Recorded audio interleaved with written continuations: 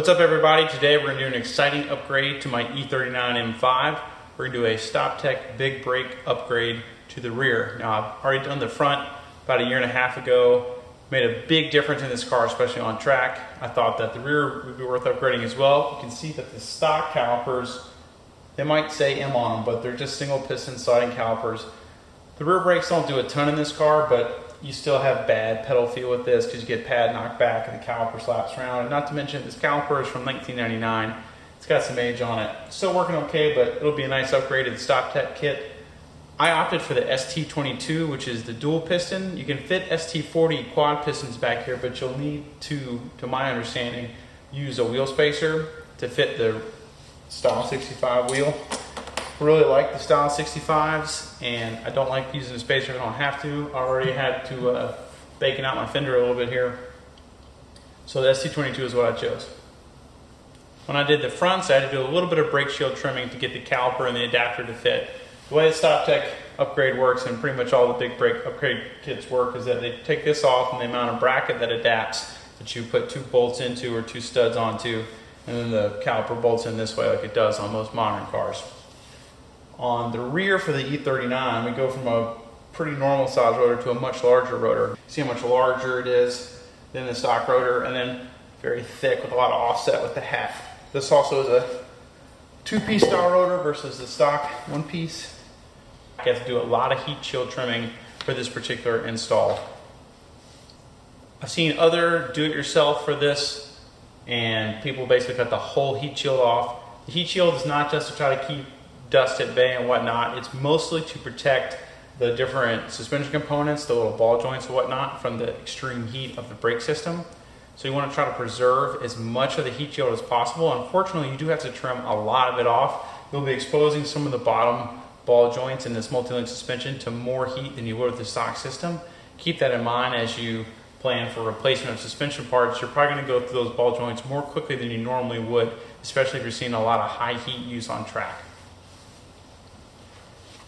First thing you're going to do is get your tools together. So safety pass is number one. You have, first of all, we're up on the quick jack. It's awesome. If you can't get the car on a quick jack and get the wheel off, don't attempt to do this. So if you need instructions for that, just go ahead and take it to the shop. You need some pliers for taking off the spring clip for the brake pads. You'll need a 7mm Allen hex driver or you can use a hex key for getting the pins out of the back of the caliper. And then you'll need a 16mm. You can use 5/8 in a pinch if you're a hack. But 16mm hex for getting the two bolts out of the caliper. And you'll reuse those bolts for mounting on the caliper adapter.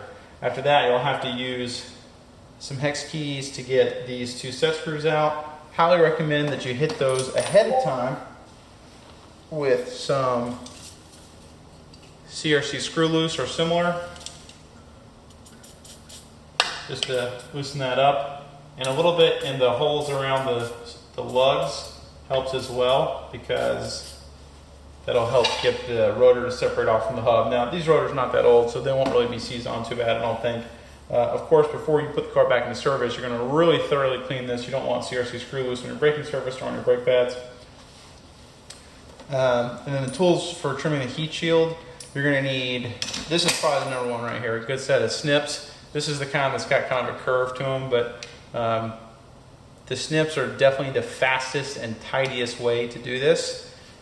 The most fun way is the cutoff wheel. The cutoff wheel is really fun. It makes cool sparks, but it makes a huge mess, and it's loud and it's noisy. You'll need an air compressor, and in general, it's just like this mess, huge mess everywhere.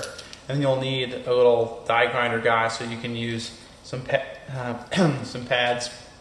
This is like the final cleanup pad. I've got a 60 grit sanding pad over there that I'll use as well.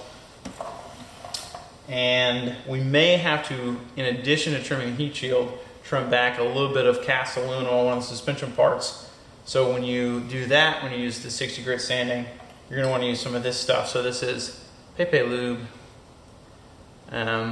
Basically, it's like a little stuff that helps prevent the pad from getting clogged up with the aluminum.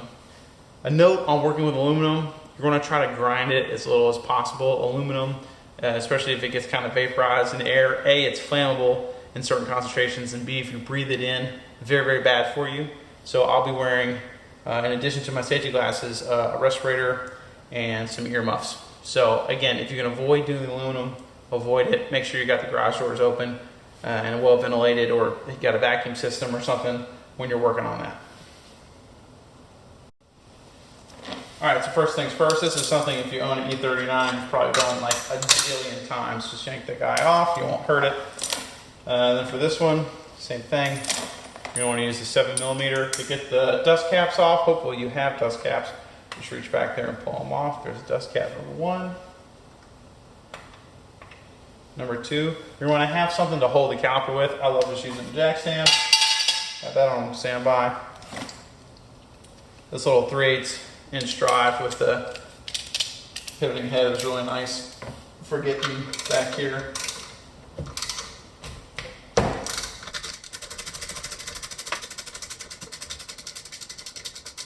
Now this will spin pretty much forever, but eventually it gets to a point where it's out of the threads. You don't have to kind of cock the Allen key a little bit to kind of grip the pin and then pull the pin out. This is a pretty, I service these pins frequently. I like the brakes to work well, so that one's clean, but you'll possibly find that yours are rusty or seized or whatever else. Some people lubricate those.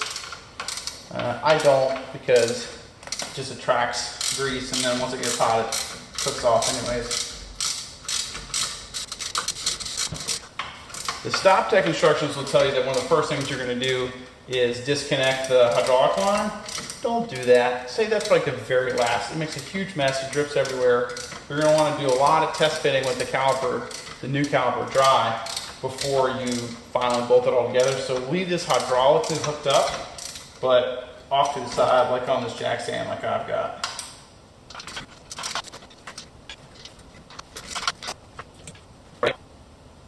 The way that I get these out is when it's in there, I put this in, then I kind of torque it to the side a little bit, and I drag it out that way. Don't damage these. You're going to hold on to this brake kit. You might want to return the car to stock when you sell it and sell off the brake kit separately. They actually fetch pretty good money used. And then on top of that, the stock brake kit is worth a decent amount also.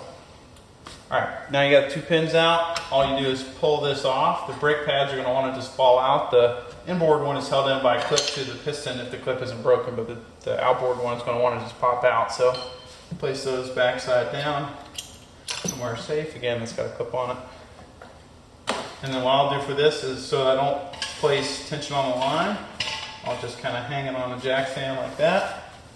Don't hang it from the line, really bad for the line. And just move that guy out of the way. The CRC Screwloose you're going to want to spray on the connection. Now,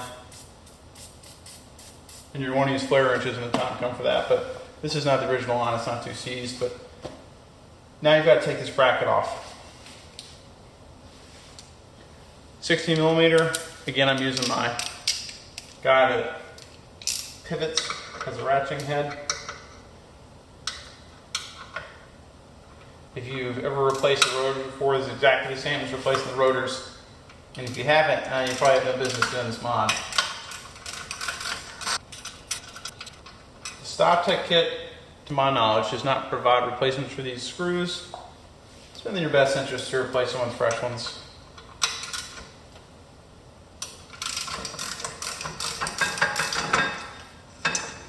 So that second one is loose, this guy is loose. I'll hold it while I pull it out by hand. There we go, so we got that. See, those went through here. This piece is threaded in here, but the holes in the carrier, or however you want to call it, are not threaded. They just pass through. So I'll thread those in there just not to lose track of them. Now the only thing holding the rotor on is these 2 little set screws. Now the 7mm you're using before is too big. This is, I believe, a 6mm for these 2. You really, really, really don't want to strip these. They'll make your day really bad. Don't use the ball end, use a non-ball end. Don't use an Imperial that's close. Get a 6mm Allen key. Get it nice and torqued up. And you might have to set the handbrake if it's moving like mine was. Now, mine broke loose pretty easily because I use CRC Screwloose. Again, cannot speak highly enough of the CRC Screwloose. I'm a firm believer when you watch a video on the internet, like, oh, it's so easy when he did it, and you go to do it and it's impossible. It's because the CRC screw loose. Got those two off. The only thing that's holding the rotor on now is just the fact that it's got a little bit of flash rust between it and the hub. If you use like anti-seize when you put it on, maybe it's not stuck, but I don't know if anybody does that. I don't know that I would really recommend that on a track car anyways. Again, a little bit of this kind of around all the parts you can get to. Now that you've got those set screws out, you've got a little more access. You can get some in there as well. And then time helps a lot too. It doesn't take a lot of time to be effective, but if you can do this the day before, for example, it's really effective. Now I'm going to do something that you're really not supposed to do. But considering I'm probably not reusing this rotor, it's not a big deal. I'm going to use a soft mallet and just give it like a kind of gentle tap. Again, I'm really not supposed to do this because it can damage the rotor.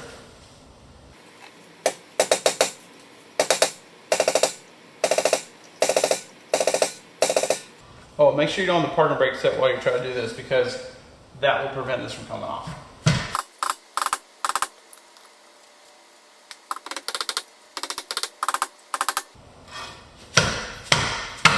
There we go.